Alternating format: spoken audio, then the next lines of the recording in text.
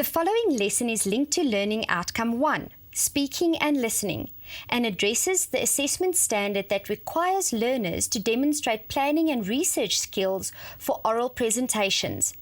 Learners should be able to research a topic by referring to a range of sources with assistance, as well as organize material logically by choosing main ideas and relevant and accurate details or examples for support.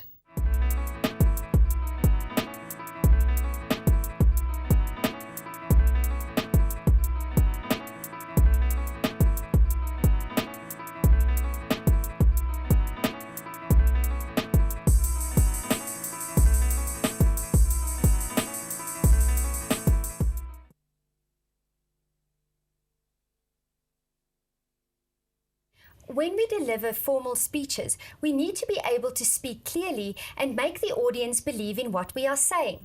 Hi, I'm Charlotte, and the aim of this series is to learn the main techniques and skills for speech making. If you want people to listen to your ideas and be interested in what you are saying, you need to put these ideas in the right order. So the focus of this lesson will be to choose these ideas and finding the best order to put them in.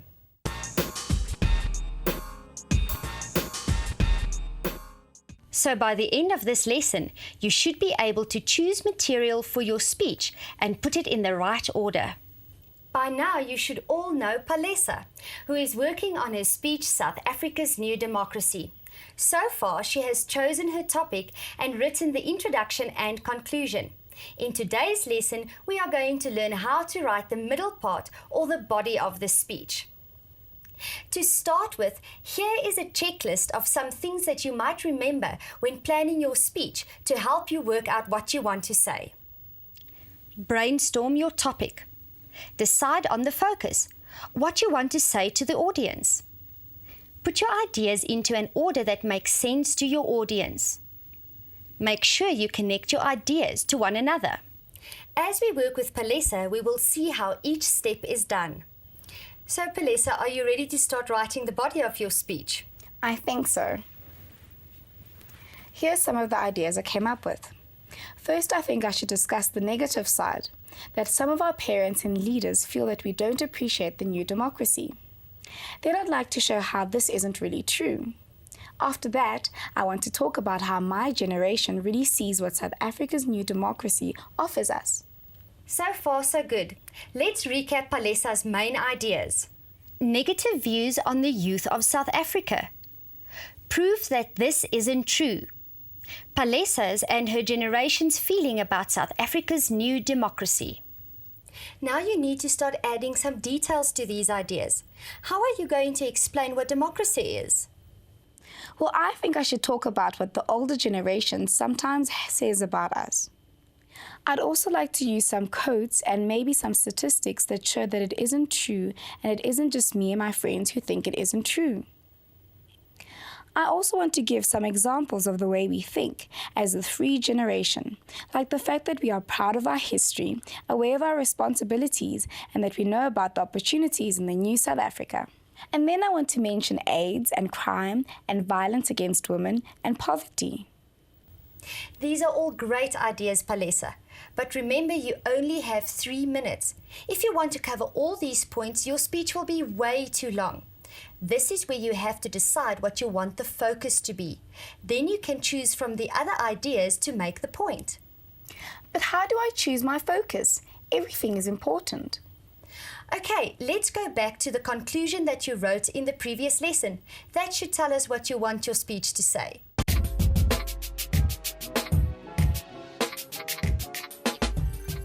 For me, democracy means that a door has opened for all of us to a life with dignity and a future with possibilities. But it is still up to us as citizens of South Africa to get up and make that future a reality. I might not know where I'm going yet, but I definitely know where I come from. I believe that whatever surrounds me makes me into who I will become. For this reason, I'm grateful to be alive at this time in South Africa, where what feeds my soul and mind is respect for other cultures and other people, and the goal of working to find solutions to problems. I believe that the new South Africa as my home, nothing can stop me.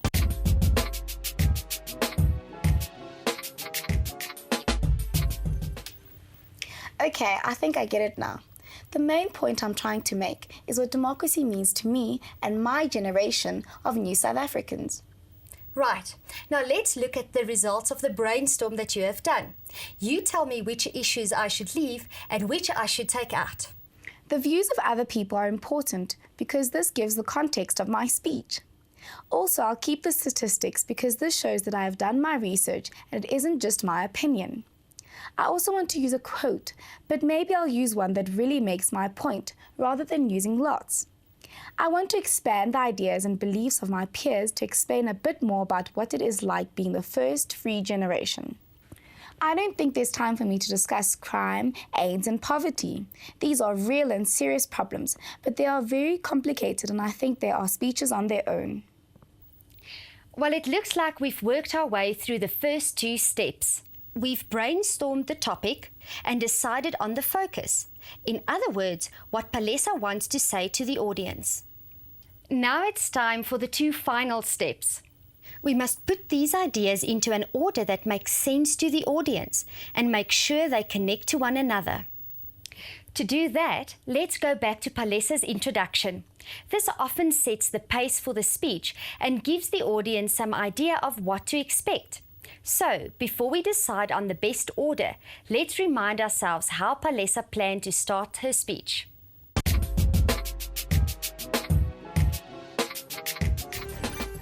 Okay, here goes.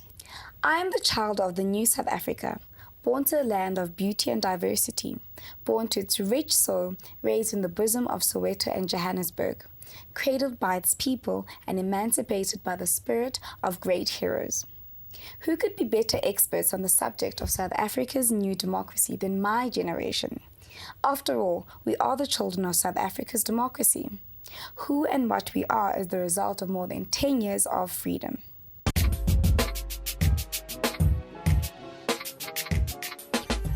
My introduction started with the idea that I am a child of the new democracy in South Africa, that people often make assumptions about us, but that we want to give our own opinions. The new freedom of South Africa made us what we are. That sounds like the right order to me, but what will be the next point that you want to introduce? Remember, it is important to keep the ideas flowing smoothly from one to another. I'll give the views of other people, and I'll build on this by giving some proof using the statistics. Then I'll use a quote because I'll be giving my own opinion on things, and I don't want the audience to think that I'm making this up. Then the last section is where I'll put up the statistics, etc., in my own words and experiences. Palesa really seems to be getting the hang of putting her ideas together in a logical order. But once we've worked out the order, we still need to link it all together. Here's some advice that can be applied to any speech. Always make sure that the grammar and the expressions you use are suited to your subject. What that means is, when you speak to friends and people you know, your speech is informal and casual. But discussions and speeches on important topics are formal. Finally, we need to connect one idea to the next. Let's look at some examples of how we can do this. We can use the word but to contrast two different points of view. Who and what we are is the result of more than 10 years of freedom. But often we are accused of being ungrateful and irresponsible. The word therefore is used to explain why we say something. Older generations say that we have no respect for the sacrifices that were made for our new democracy, and that we have forgotten where we came from. Therefore, I went to speak to the experts. In addition is a phrase that tells the audience that we are adding to the explanation with another piece of information. We want to be united because of what we are, which is South African. In addition, we know that South African blood flows in our veins. So in this lesson, we have looked at some of the steps to follow when planning a speech. Let's recap our checklist from the start of the lesson and see if we have covered all the things we had to do. Here they are again. Always brainstorm your topic and write down all the ideas you have. Then decide on the focus, what you want to say to your audience. Put those ideas into an order that makes sense to your audience and make sure you connect those ideas to one another. To see if you can follow these steps, it is time for today's task.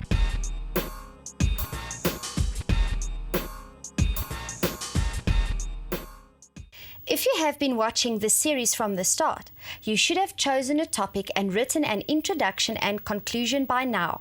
So your task is to write the body of your speech using the approach we have discussed. That is, brainstorm your topic, write down all the ideas you have, decide on the focus, what you want to say to the audience. Put your ideas into an order that makes sense to your audience, and make sure you connect your ideas to one another. Join us again next time when we will be looking at how to improve your speech by adding definitions and references. Until then, bye-bye. Bye.